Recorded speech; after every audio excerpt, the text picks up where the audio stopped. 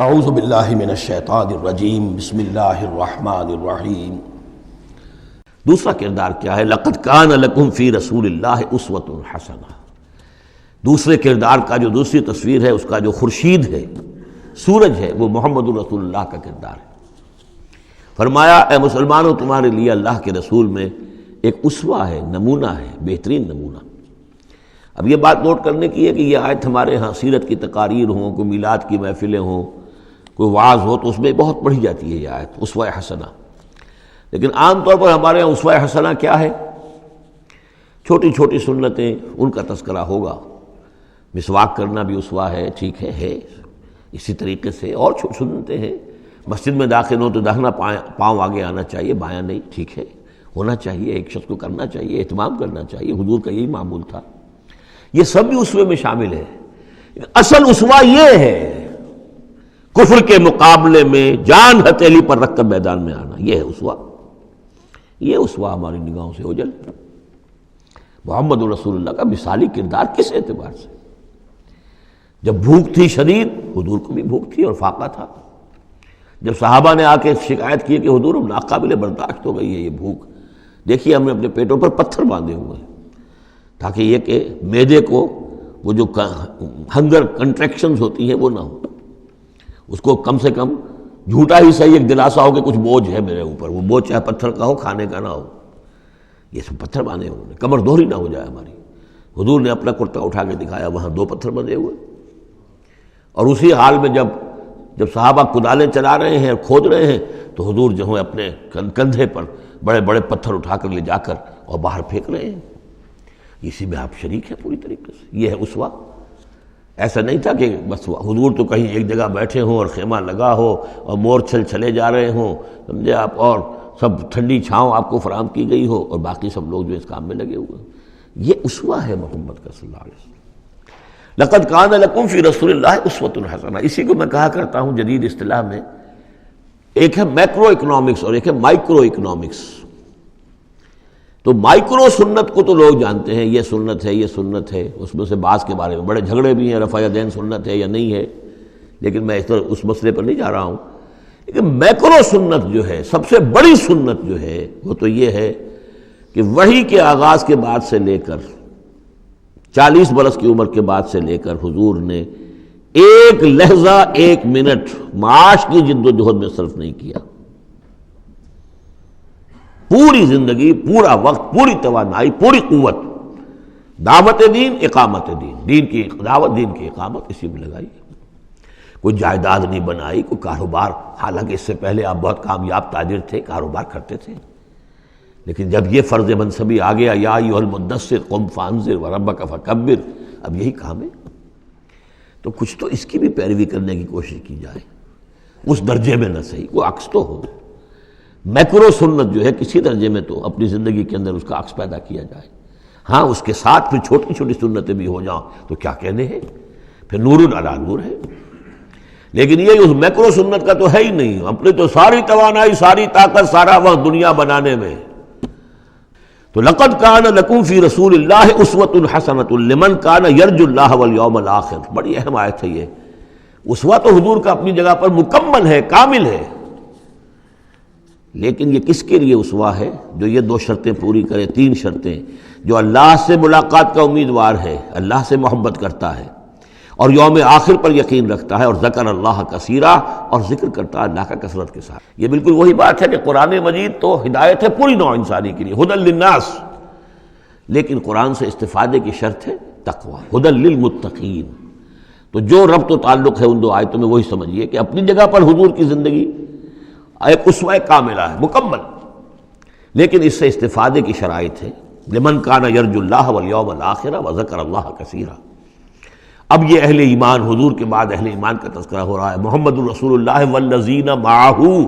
اب معہ جو تھے اہل ایمان، ولما رأى المؤمنون الاحزاب، اور جب اہل ایمان نے دیکھا ان لشکروں کو، قالوا ھذا ما وعدنا اللہ ورسولہ وصدق اللہ ورسولہ، انہوں نے کہا یہی تو ہے جس کا اللہ نے وعدہ کیا تھا ہم سے اور اس کے رسول نے وعدہ کیا تھا۔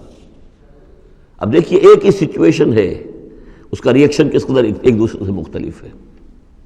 معلوم ہے یہ مسئلہ ہے انسان کا اندرونی۔ یضل بہ کثیرا ویہدی بہ کثیرا، تو جیسے قرآن کے بارے میں آیا اسی طریقے سے اس سچویشن سے بھی انہوں نے کیا کہا؟ ہم نے تو سنا ہوا ہے، پہلے ہی اللہ نے کہہ دیا تھا وَلَنَبْلُوَنَّكُمْ بِشَيْءٍ مِّنَ الْخَوْفِ وَالْجُوعِ وَنَقْصٍ مِّنَ الْأَمْوَالِ وَالْأَنفُسِ وَالثَّمَرَاتِ، یہ قرآن مجید میں سورہ بقرہ میں آیت نہیں آ چکی تھی؟ لَتُبْلَوُنَّ فِي أَمْوَالِكُمْ فِي أَنفُسِكُمْ وَأَمْوَالِكُمْ، یہ کیا سورہ آل عمران میں آیت نہیں آ چکی تھی؟ یہ تو چیزیں وہی تو ہیں جس کا کہ ہم سے وعدہ کیا تھا۔ وَلَمَّا رَأَى الْمُؤْمِنُونَ الْأَحْزَابَ، جب دیکھا اہل ایمان نے ان احزاب کو، قالوا هذا ما وعدنا اللہ ورسولہ وصدق اللہ ورسولہ، اور بالکل صحیح کہا تھا اللہ نے بھی اور بالکل صحیح فرمایا تھا اس کے رسول نے بھی، وما زادہم الا ایمانا وتسلیما، اور نہیں ہوا ان میں کسی شے کا اضافہ مگر ایمان اور تسلیم، ایمان کے ساتھ تسلیم، سر تسلیم خم، سر تسلیم خم ہے جو مزاج یار میں آئے، جو اللہ کی طرف سے فیصلہ ہے، جیسا کہ ہم پڑھ چکے ہیں سورہ توبہ میں، اگرچہ سورہ توبہ تو بہت بعد میں نازل ہوگی، ابھی 4 سال بعد میں اس سورہ مبارکہ کے وہ زمانہ نزول کے اعتبار سے، لیکن ہم تو پڑھ چکے ہیں ہل تربصون بنا الا احدی الحسنیین، ہمارے لیے تم کیا اندازہ کس چیز کا انتظار کر سکتے ہو سوائے 2 نہایت اعلیٰ ترین صورتوں کے، ہم سب کے سب شہید ہو جائیں تب بھی ہماری کامیابی ہے، اور ہم کامیاب ہو کر آ جائیں تو تب تو تم بھی مانو گے کامیابی ہے، اس لیے ہمیں تو کوئی اندیشہ ہی نہیں۔ تو اس میں تسلیم ان کے اندر، اور ہم بھی تسلیم کی خو ڈالیں گے، بے نیازی تیری عادت ہی صحیح۔ من المؤمنین رجال صدقوا ما عاہدوا اللہ علیہ، اہل ایمان میں وہ جمع مرد لوگ ہیں رضی اللہ تعالی عنہم وارضاہم اجمعین، صدقوا ما عاہدوا اللہ علیہ، جنہوں نے سچا کر دکھایا وہ عہد جو انہوں نے اللہ سے کیا تھا۔ انہوں نے کہا تھا وہ اپنی جان اور مال حاضر ہے، ہم جنت کے عوض یہ سب کچھ دینے کو تیار ہیں، انہوں نے وہ عہد پورا کر دیا۔ فَمِنْهُمْ مَنْ قَضَى نَحْبَهُ، ان میں سے وہ بھی ہیں جو اپنی نظر گزار چکے، نظر پیش کر چکے۔ کتنے ہی صحابہ تھے جو اس وقت تک جام شہادت نوش کر چکے تھے، سن 5 ہے یہ تو، سن 3 میں 70 صحابہ تو غزوہ احد کے اندر ہی شہید ہوئے۔ فَمِنْهُمْ مَنْ قَضَى نَحْبَهُ، ان میں وہ بھی ہیں کہ جو اپنی نظر پیش کر چکے۔ وَمِنْهُمْ مَنْ يَنْتَظِرُ، اور باقی جو ہے وہ منتظر ہے کہ کب وقت آئے۔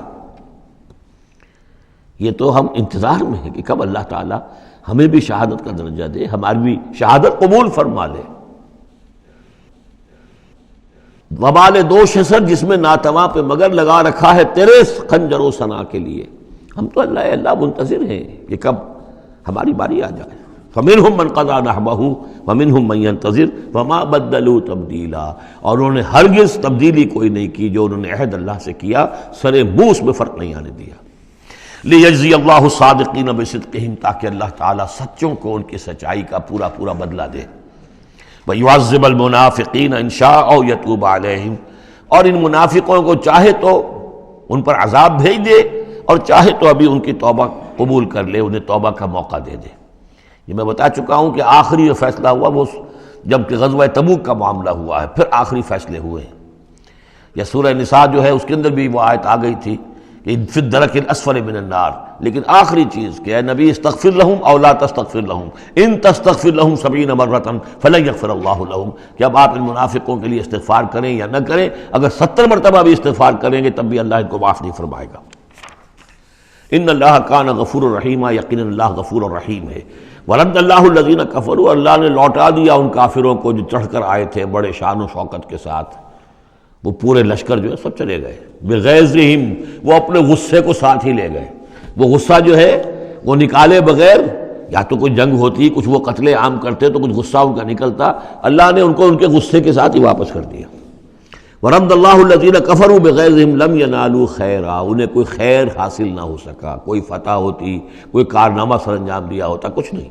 وکفى اللہ المؤمنین القتال، اور اللہ کافی رہا اہل ایمان کی طرف سے قتال کے لیے۔ اہل ایمان کو تو جنگ کی نوبت ہی نہیں آئی، کھلی جنگ تو ہوئی نہیں، اللہ نے خود ہی آندھی بھیج کر اور جو بھی اپنی خفیہ تدابیر ہیں، جو بھی اپنی مدد تھی فرشتوں کے ذریعے سے، اللہ تعالیٰ نے گویا کہ اہل ایمان کو اس امتحان میں سے تو گزار دیا، باقی یہ کہ کوئی غضب نہیں پہنچنے دیا۔ وَكَانَ اللَّهُ قَوِيًّا عَزِيزًا، اور یقیناً اللہ تعالیٰ قوی اور عزیز ہے، زبردست ہے، قوت والا ہے۔ وَأَنزَلَ الَّذِينَ ظَاهَرُوهُمْ، اب یہ دوسرا ہے، اس کا جو ضمیمہ ہے غزوہ احزاب کا، وہ غزوہ بنی قریظہ ہے۔ روایات میں آتا ہے کہ حضور نے غزوہ، جب یہ لشکر چلے گئے، غزوہ احزاب ختم ہو گیا، تو آ کر واپس گھر آ کر اپنے ہتھیار وغیرہ اتارے، زرہ اتاری، تو حضرت جبرائیل آئے کہ آپ نے ہتھیار اتار دی، ہم نے تو ابھی اتارے نہیں ہیں، ابھی بنو قریظہ کو کیفر کردار تک پہنچانا ہے، انہوں نے جو غداری کی اس موقع پر، اپنے عہد کو توڑا ہے، اس کی سزا انہیں دینی ہے۔ چنانچہ حضور نے حکم دیا کہ اب کوئی مسلمان جو ہے عصر کی نماز نہ پڑھے یا کوئی مغرب کی نماز نہ پڑھے، جو بھی کوئی وقت معین کیا، جب تک کہ وہ بنی قریظہ کے علاقے میں پہنچ نہ جائے۔ وہاں جا کر اب وہاں جا کے پھر ان کا گھیراؤ کیا گیا، محاصرہ ہوا۔ وہ محاصرہ بھی خاصا طویل ہوا، ان کا قلعہ بڑا مضبوط تھا، لیکن تنگ آ کر بالآخر انہوں نے ہتھیار ڈال دیے، اور یہ کہا کہ سعد بن معاذ جو رئیس اوس تھے اور ان کے حلیف تھے، اوس کے قبیلے کے ساتھ ان کی پرانی جو ہے وہ حلیفی تعلقات تھے، حلیفانہ تعلقات، کل جو وہ فیصلہ کر دیں گے ہمیں منظور ہوگا۔ تو حضرت سعد بن معاذ رضی اللہ تعالی عنہ، جو تورات میں فیصلہ لکھا ہوا ہے بد عہدی کا، کہ قوم اگر تمہارے ساتھ بد عہدی کرے اور اس کے بعد اللہ تمہیں ان پر فتح دے دے تو کیا کرو، اس کے مطابق فیصلہ سنایا کہ ان کے جتنے جوان ہیں اس قبیلے کے، جو جنگ کرنے کے قابل ہیں، ان کو قتل کر دیا جائے، اور باقی جو ان کے بوڑھے ہوں یا اور ہوں، مرد ہوں، بچے ہوں، عورتیں ہوں، ان کو جو ہے غلام بنا لیا جائے، ان کا سارا مال ضبط ہو جائے گا۔ تو بدترین سزا جو ہے ان تین قبیلوں میں سے، جن میں سے ایک قبیلہ تھا بنی قینقاع کا، ایک تھا بنو نذیر، یہ دونوں تو صرف جلا وطن ہوئے ہیں، لیکن بدترین سزا پھر ان کو دی گئی ہے۔ وَأَنزَلَ الَّذِينَ ظَاهَرُوهُم مِّنْ أَهْلِ الْكِتَابِ، اور اللہ نے اتار لیا ان کو کہ جنہوں نے گٹھ جوڑ کیا تھا ان کے ساتھ، کافروں کے ساتھ، مشرکین کے ساتھ، اہل کتاب میں سے، من سیاسیہم، ان کے قلعوں سے، قلعوں میں تو تھے، گڑھیاں تھیں ان کی، لیکن اس سے پھر اتر آئے، ہتھیار ڈال دیے۔ وَقَذَفَ فِي قُلُوبِهِمُ الرُّعْبَ، اور اللہ نے ان کے دلوں میں رعب ڈال دیا۔ فَرِيقًا تَقْتُلُونَ، تو اب تم ایک ان میں سے کچھ کو تم قتل کر رہے ہو، وَتَأْسِرُونَ فَرِيقًا، اور کچھ کو تم نے اسیر بنا لیا ہے اور قیدی بنا لیا ہے، حضرت سعد بن معاذ کے فیصلے کے مطابق۔ وَأَوْرَثَكُمْ أَرْضَهُمْ وَدِيَارَهُمْ، اللہ نے تمہیں وارث بنا دیا ان کی زمینوں کا بھی اور ان کے مکانوں کا، گھروں کا، ان کے قلعوں کا، وَأَمْوَالَهُمْ، اور ان کے اموال کا، وَأَرْضًا لَّن تَطَئُوهَا، اور ابھی بہت سی زمینیں ہیں جن پہ ابھی تمہارے قدم نہیں گئے، اللہ تعالیٰ تمہیں وہ دے گا۔ چنانچہ اس کے بعد اللہ نے فتح دینی جو شروع کی ہے۔ غزوہ احزاب جو ہے در حقیقت یہ ایک ٹرننگ پوائنٹ تھا حضور کی سیرت کے اندر، اس لیے کہ اس کے بعد حضور نے کہہ بھی دیا تھا، غزوہ احزاب کے بعد صحابہ کو خوشخبری دے دی تھی، لن تغزوکم قریش بعد عامکم ھذا، مسلمانوں اس سال کے بعد اب قریش تم پر دوبارہ حملہ آور نہیں ہوں گے۔ ان کی آخری یہ اٹیمپٹ تھی جو انہوں نے کر لی ہے، اب ان میں ہمت نہیں ہوگی کہ وہ دوبارہ چڑھائی کر کے آئیں، وَلَٰكِنَّكُمْ تَغْزُونَهُمْ، بلکہ اب تم چڑھائی کرو گے۔ وہ چڑھائی اگلے ہی سال سن 6 میں حضور نے کی، لیکن حضور نے کس طرح کی چڑھائی کی کہ عمرے کے لیے جا رہے ہیں ہم، تو ہتھیار نہیں ہے، ہتھیار بند ہے، احرام باندھا ہوا ہے۔ اب ایک ایسی سچویشن پیدا ہوئی مکے والوں کے لیے، نہ وہ نگلا جائے نہ اگلا جائے، کہ ان کی پرانی روایات ہیں یہ کہ کسی کو بھی عمرے کے لیے، حج کے لیے کوئی آئے اسے نہیں روک سکتے، لیکن مسلمانوں کو کیسے آنے دیں، اور روکے تو کیسے روکیں؟ بالآخر انہوں نے فیصلہ کیا ہم کسی ضرورت نہیں آنے دیں گے۔ ادھر حضور نے پھر جو ہے بیعت لے لی کہ اب یہاں سے ہم کوئی بھی زندہ نہیں جائے گا، سب جانے یہیں دے دیں گے۔ بیعت علی الموت، بیعت رضوان جو ہوئی اس موقع پر، وہ بیعت علی الموت تھی، یہیں پر جانے دے دیں گے۔ جس کی خبریں وہاں پہنچی تو ان کے چھکے چھوٹ گئے۔ بہرحال پھر صلح ہوئی، جس صلح کو کہا ہے اللہ تعالیٰ نے انا فتحنا لک فتحا مبینا، تو فتح کا جو ہے دروازہ کھل گیا ہے غزوہ احزاب کے فوراً بعد، اور اسی کی طرف اشارہ ہے وہ ارضا لم تطئوہا، ابھی بہت سی زمینیں جن پر مسلمانوں تمہارے قدم نہیں پہنچے، ابھی تم نے گھوڑے نہیں دوڑائے ہیں، ابھی وہ تو زمینیں اب کہاں سے کہاں تک آپ سمجھیے کہ 30 سال کے اندر کہاں سے کہاں تک مسلمانوں کی حکومت ہو گئی۔ تو وہ سارا اشارہ اس میں ہے، خاص طور پہ خیبر سن 7 میں یہودیوں کا گڑھ فتح ہو گیا۔ وَكَانَ اللَّهُ عَلَىٰ كُلِّ شَيْءٍ قَدِيرًا، اور اللہ تعالیٰ ہر چیز پر قادر ہے۔ صدق اللہ العظیم۔